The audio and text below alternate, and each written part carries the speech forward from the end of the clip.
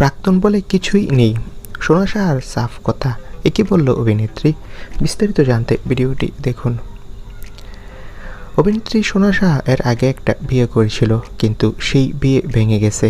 অভিনেত্রী বলেন, কোনো নারী কোনো কিছু নিয়ে বেঁধে থাকতে চায় না, আর আমার সাথে যা হয়েছে তা ভালোই হয়েছে। সোনা সাহা খুব গম্ভীর ছিল, কিন্তু এখন অনেকটাই স্বাবলম্বী হয়েছে। বিচ্ছেদের পর ঠিক করেছিল তিনি আর সম্পর্কে জড়াবে না, কিন্তু অবশেষে ব্যস্ত রাস্তায় হঠাৎ দেখা হয় একজনের সাথে। অভিনেত্রী বলেন, প্রতীকের মতো ভালো মানুষের সাথে একদিন আমার শুটিং ছিল।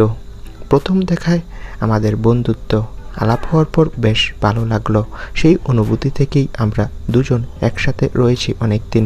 অভিনেত্রী বলেন, প্রাক্তন বলে কিছু নেই, ভবিষ্যৎ নিয়ে ভাবতে চাই। তো বন্ধুরা, সোনা সাহার এই মন্তব্যে তোমাদের মতামত কি? কমেন্ট করে জানাও। ধন্যবাদ।